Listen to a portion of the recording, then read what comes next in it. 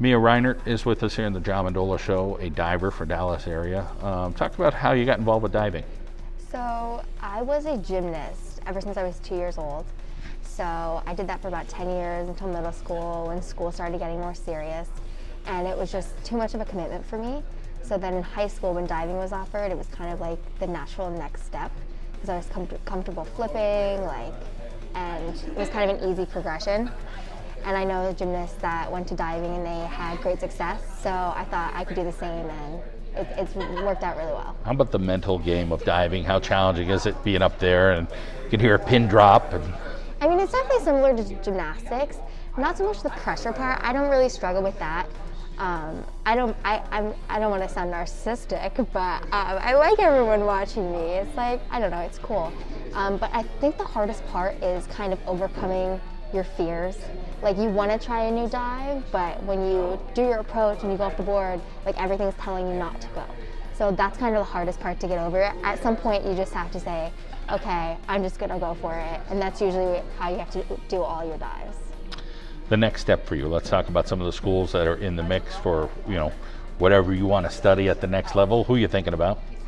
So Villanova, Lehigh, and Stevens Institute of Technology are my top three. I've heard back from all of those. So right now I'm just kind of weighing the pros and the cons, but definitely business.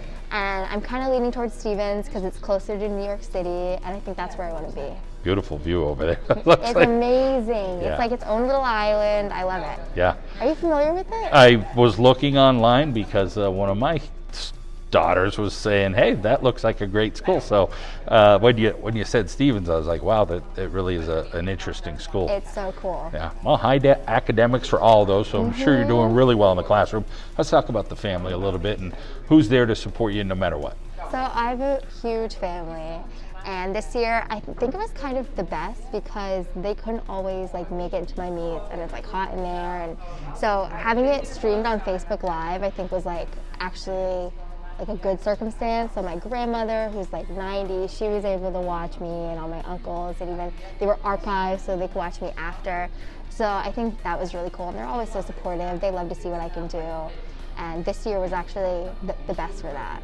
That's awesome to hear, and of course, final year you'll probably be diving, you know, as you head off to college and go into the business world.